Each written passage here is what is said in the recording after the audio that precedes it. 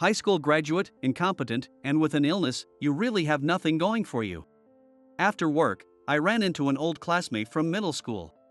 She didn't like me back then, and it seems she still doesn't. Since this was a hospital, she must be here for some illness. A few days later, we met again at the hospital. Meeting you again, this is the worst. Well, I'm actually your attending physician. What? My name is Michael. I work as an internist at a general hospital. Because I looked older, patients often mistake me for a seasoned doctor, but I started medical school late. So I've only been working here for 4 years. My colleagues, who started at the same time, were younger than me, but unlike the university hospital where I used to be a resident. I find this place very comfortable. Thanks for your hard work on the night shift. As I stretched in my chair, an office worker handed me a coffee in a paper cup. Thank you. After finishing my weekly night shift, I got ready to go home and headed to the outpatient lobby with my coffee. The lobby had an atrium, and there was a bench behind it. From there, you could see the waiting area through the glass. A large tree in the middle of the atrium provided a hidden spot. I listened to the mixed sounds people made, and it helped me relax. I heard indistinct conversations, footsteps, and various other noises. These served as background music as I slowly drank my coffee, finally releasing the tension from work. I had the day off after the night shift. I planned to take a nap and do some laundry when I got home. As I thought about this and was about to stand up, someone called out to me. "What are you doing here?" Looking up, I saw a woman about my age. She was quite attractive, but I didn't recognize her. She looked at me with a bewildered expression. Did I do something to her without realizing it? High school graduate, incompetent, and with an illness, you really have nothing going for you. As I remained silent, she threw even harsher words at me. She seemed to think I was a patient here for a checkup. Do we know each other? If she didn't know I was a doctor here, she couldn't have been a former patient. Was she a medical equipment supplier? Or a pharmaceutical sales rep? I tried hard to remember her, but I couldn't. Maybe you're mistaking me for someone else? She must have thought that I was someone else. I told her that. What? Unbelievable. She said this, turning red, and walked away. What was that about? The woman walked briskly away through the atrium. As I watched her, I saw her start receiving admission instructions at the counter, accompanied by an elderly woman. So she was a patient to be admitted. I wondered why she was so angry, but I tossed my empty coffee cup in the trash and left the hospital through the main entrance. And my day off quickly came to an end. In the end, I spent my day off doing laundry and didn't get around to watching the recordings I had saved. After a break, I always arrived at the hospital a bit early to switch gears. That day, I had a rare schedule of outpatient consultations all day. Regular patients often brought various gifts to the clinic. Today, I received some vegetables from someone's garden and dried fish sent from the countryside. Quite a haul today. A nurse said, impressed as she looked at the pile in the corner of the examination room. I live alone, so this is more than enough for me. Please feel free to take some home. I picked out a few vegetables and homemade dried fish and pickles from the bag and handed the rest to the nurse. Thank you. The outpatient nurses look forward to your days in the clinic. It helps save on grocery bills. Though the extended conversations with patients took longer, it makes it even. She said, glancing at the clock. It was already past lunch break. I did it again. Sorry. I'll be more careful. I have a bad habit of chatting too long with patients, pushing back the schedule. The nurses never complain and go along with it, but I feel bad for cutting into their valuable break time. It's fine. Thanks to your popularity, we get to save money on groceries. But you might want to treat the single nurses to lunch sometime, they'd appreciate it. Got it, I'll do that. I'm really sorry. The nurse smiled, picked some vegetables, and left, saying, see you later. Michael, did you get goodies again? My colleague, Kevin, another internist, called out as the nurse left. He always speaks to me with a touch of formality, probably because I'm older. Goodies? Yeah, I got some homemade pickled plums and dried fish today. Nice. There's plenty, so help yourself. Thanks. I live alone, so these are really appreciated. I know, right? Well, you're especially popular with the elderly. Yeah, being liked by anyone is great. You get an amazing amount of goodies. It's like a popularity contest. You're the only one who gets so many gifts every time. Really? I thought everyone got some. That's what makes you special. See you later. I stopped my colleague as he was leaving. Oh, you did the morning rounds today. Thanks. Don't mention it, it's our job. Nothing new except a new patient in a private room. When I was at the university hospital, I was always pressed for time and got scolded by nurses for talking too long with patients. There was constant competition with colleagues, all trying to please the professors. That environment didn't suit me. But here, time and relationships with colleagues were more relaxing. I'm really glad I came here. After finishing my evening consultations, I took the vegetables I'd received and stopped by my parents' house. My parents and my younger brother, Cody, who is 4 years younger, live there. Hey, Michael. Long time no see, Cody greeted me. Welcome home, Michael, my mother said. My brother and mom greeted me. I got a lot of vegetables, so I'm sharing some. Where's Dad? He's working late, my mom replied. I see. Tell him not to overwork himself. As I was about to leave after dropping off the vegetables, my mom called out to me. You haven't had dinner yet, have you? Stay and eat with us. Persuaded by my mother, I stayed for a family dinner for the first time in a while. Even though the hospital was not too far from my parents' house, I lived alone in an apartment within walking distance of the hospital. The family home is a small 3-bedroom house. It's too cramped for 4 adults to live comfortably. However, my parents liked the house, and Cody still lived with them even after becoming an adult, which spared us from having to worry about them. As the 3 of us chatted about trivial matters, my father came home.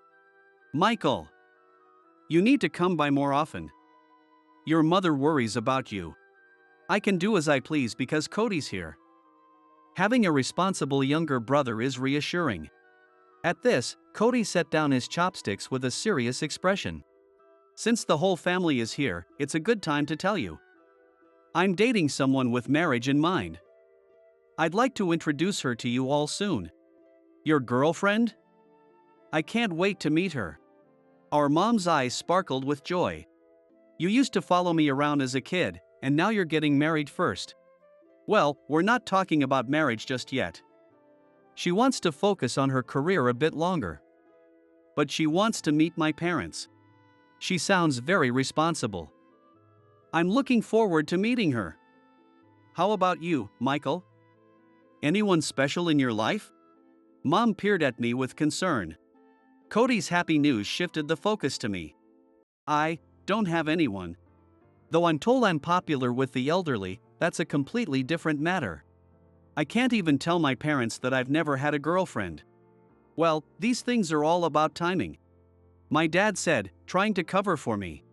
You had a girlfriend in middle school, though. My mom added, almost making me spit out my miso soup. She was beautiful, cute, and very capable. She already had you wrapped around her finger back then. Someone that reliable would be the only one who could handle you as a husband. They must be mistaken. Who are you talking about? Your girlfriend, Michael.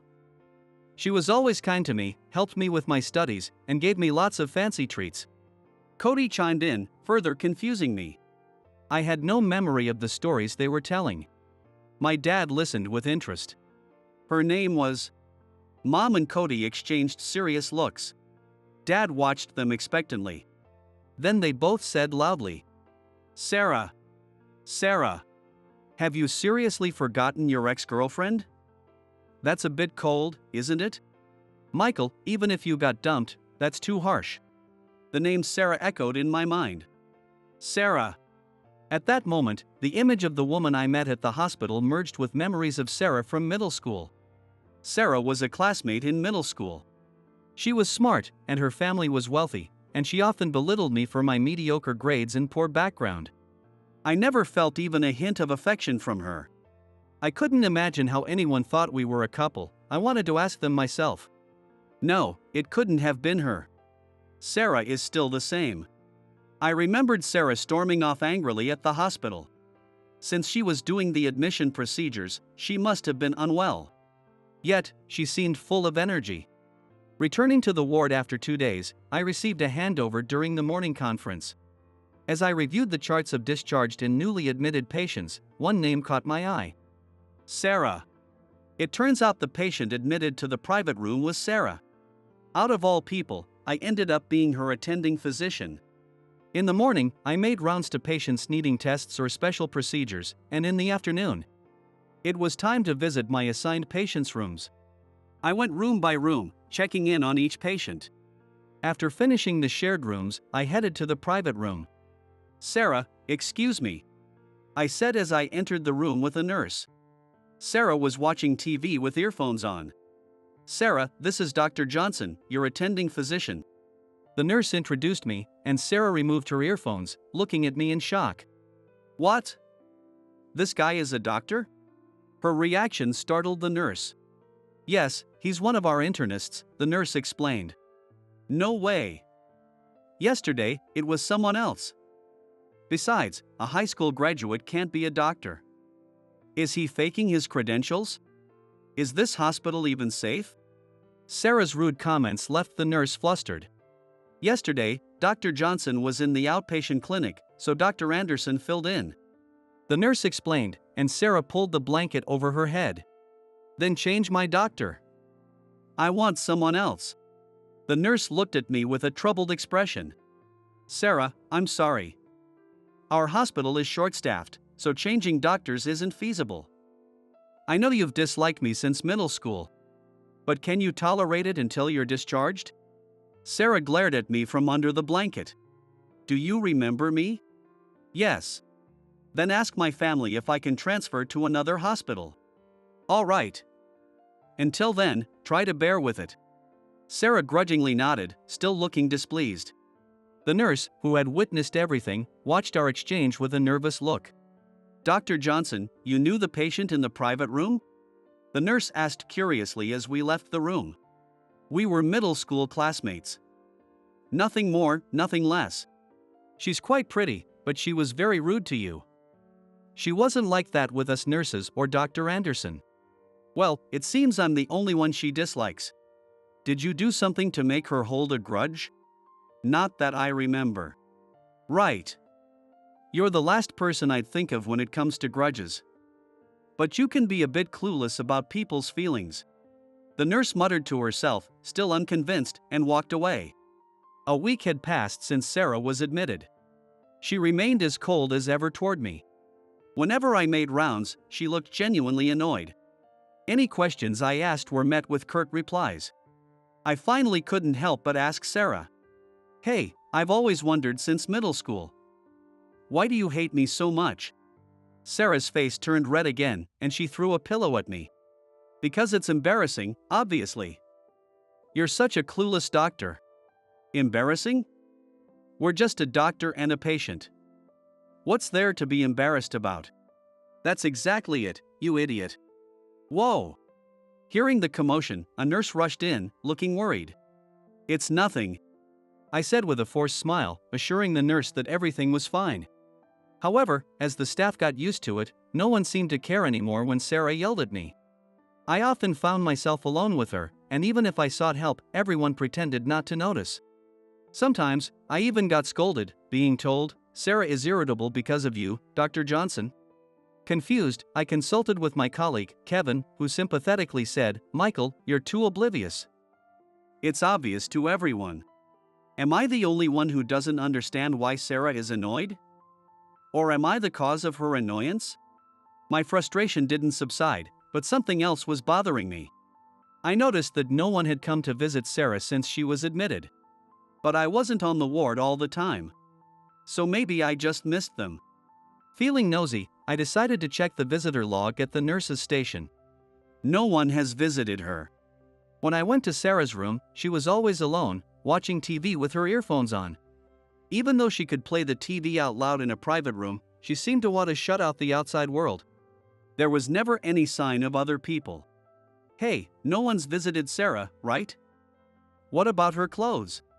Despite knowing it wasn't my business, I asked a nurse during her break. "Are you curious?" The nurse gave me a knowing smile. "But it's true. No family or friends have visited. Someone looked like a housekeeper came once to drop off her essentials. And she seems to be doing her own laundry at the coin laundromat." The nurse quickly turned serious. "It's sad that even her family doesn't visit. Sarah is kind and considerate to the other staff, despite her coldness towards you." "I see."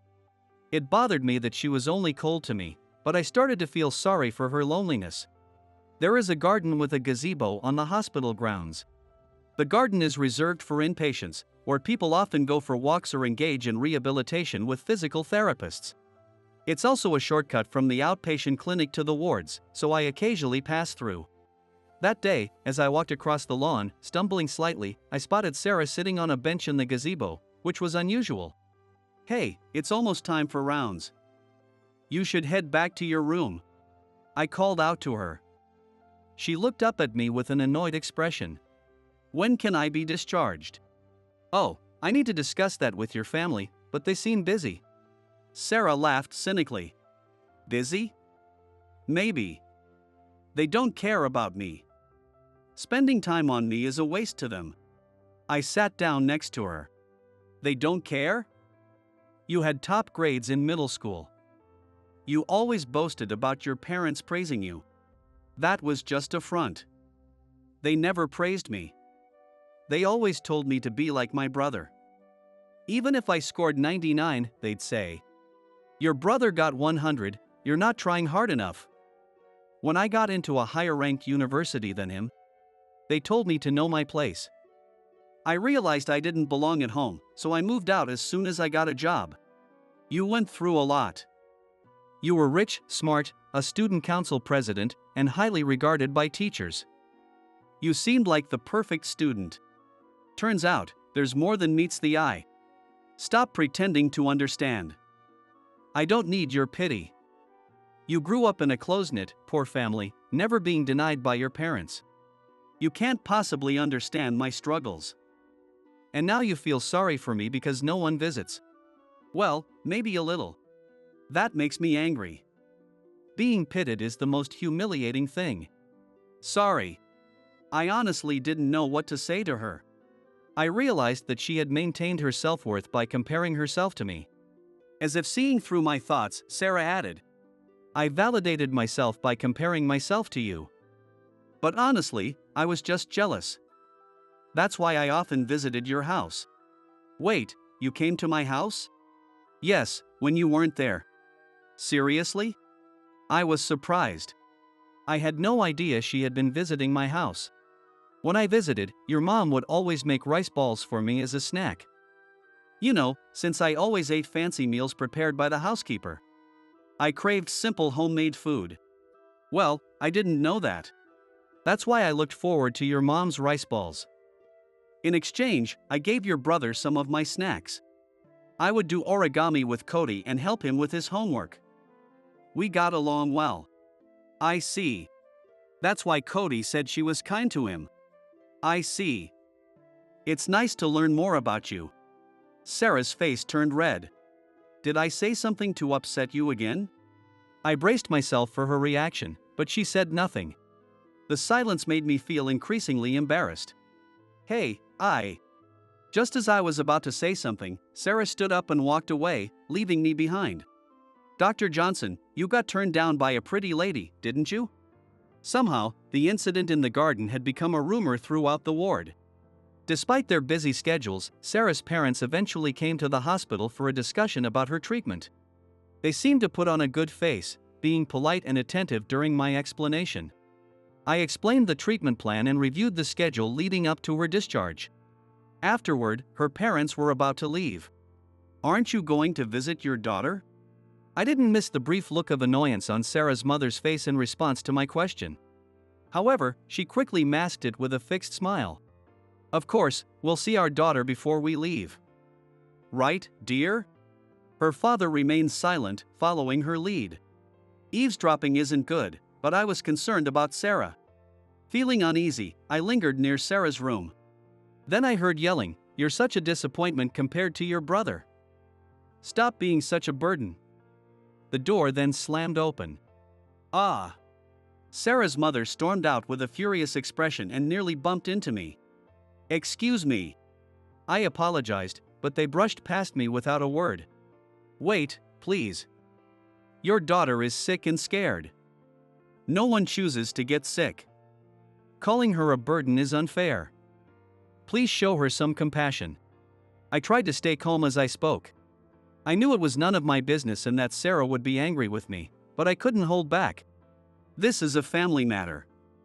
It doesn't concern you, Dr. Johnson," her father said dismissively. "She went to a better university than her brother out of spite. She's inconsiderate and selfish. She left home on her own. And now she expects us to deal with this. We've had enough." With that, they walked away. A week later, "Dr. Johnson, hurry." I was called to Sarah's room. Although she had been recovering well and her discharge date was set, her condition suddenly worsened. "Stay with us, you're going to be okay." I wasn't sure if Sarah could hear me as she struggled to breathe. "Her family is here," the nurse announced. "Sarah." The only person who had come was Sarah's grandmother, who had accompanied her during admission. Today, she was escorted by a housekeeper. When her grandmother held Sarah's hand, her eyelids fluttered slightly. "Don't worry, Grandma is here with you." "What about the rest of her family?" "We couldn't reach her parents or her brother." "I see." Once the treatment was complete and her condition stabilized, Sarah's grandmother stayed by her side for a while. Sarah remained asleep the entire time. "Ma'am, we should head back soon, it's almost curfew." The sun had set without me noticing. "Excuse me, do you not live at home?" "I live in a nursing home. It's far away, so I can't visit my granddaughter often." "I see. Dr. Johnson, please take good care of my granddaughter." "You can count on me." Despite being still lively, Sarah's grandmother had moved into a condo-style home at the recommendation of Sarah's parents due to her age. She said, "I'll come again," to the sleeping Sarah before leaving. The next day, Sarah seemed perfectly fine, as if yesterday's events never happened. "Grandma came to visit, didn't she?" She looked happy reading a note left by her grandmother at her bedside. "See, you do have family who cares about you." When I said that, she snorted. "I'm sorry for being so mean to you in middle school." Sarah's sudden apology caught me off guard. "Wait, am I going to die today?" The words just slipped out of my mouth. "What? Why would you say that?" I thought I heard a strong hallucination. Sarah looked at me with exasperation as I stood up suddenly. I worked up the courage to apologize, and this is your reaction? I was horrible because of jealousy. Looking back, it was so childish and embarrassing. I'm sorry for all the hurtful things I said. I know I can't take them back. Still in disbelief, I stared at her. For a moment, I thought it wouldn't be so bad if today was the end of the world. At least I got to hear those words from you. Don't be ridiculous. Do you know you're stomping all over my courage? She pinched my nose as she said this. When I tried to speak, she let go, looking resigned. I envied your life. You seemed so privileged, wealthy, and carefree. My mom was a single parent, and before she remarried, we struggled financially. Even after she remarried, my stepfather was often ill and couldn't work much. So, I aimed to support my family financially. You weren't related by blood to your father? Yet, you all seemed so close. Sarah looked puzzled. Cody is my stepfather's son, so we aren't related by blood either. I see. Blood ties aren't everything, are they? I didn't need to be so fixated on it. Sarah smiled softly, a smile I'd never seen before. And it made my heart race. I took a deep breath to calm myself. Maybe so. My biological father was abusive, which is why my mom divorced him. My stepfather was a kind and gentle man who raised us well. He treated us equally, so much that you didn't notice the difference. I didn't know all the details as a child, but I remembered crying in front of my biological father and my mom comforting me, scared. My stepfather raised us well, but I still held back. With Cody in the family, I couldn't ask them to spend money on me. That's why I worked part-time throughout high school, studied hard, and earned a scholarship to medical school. Sarah listened quietly but then started to panic. Wait. You're making me feel so ashamed of myself. I've had a privileged life thanks to my parents, went to a good university, got a decent job. And here I am. That's still something to be proud of. You worked hard to get into university and find a good job. Even if you had financial support. It's not fair to overlook the struggles you faced or the hurtful comparisons made by your family. Thank you. Sarah smiled at me, and my heart nearly stopped. I had been worried for a while, but Sarah continued to recover and her discharge date was set. I'm going to cut ties with my family when I get discharged. This illness marks the start of my second life. Sarah declared, as if convincing herself. From now on, I'll live my life without being tied down by family. I've never had a family and never will. She looked resolute yet sad as she smiled.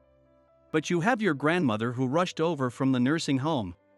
I reminded her. Sarah nodded, looking relieved. That's true. And you have me too. What? Don't make me say it again. Let's be a family. I felt my face burning with embarrassment. Sarah stared at me in disbelief. My face grew hotter and sweat trickled down my back. Are you serious? I thought you hated me. She hugged me tightly, almost making me lose my balance. I steadied myself and supported her. Would you be part of my family, including my stepfather and Cody? Yes. When we announced our engagement at my parents' house, my mom said, "So, you two were still dating?" And Cody exclaimed, "You got back together," which made no sense. My father's words, "make her happy," carried weight, and I felt determined. After finding a new place, we immediately brought Sarah's grandmother to live with us. Now, Sarah, her grandmother, and I live together. Soon, we'll be welcoming a new family member.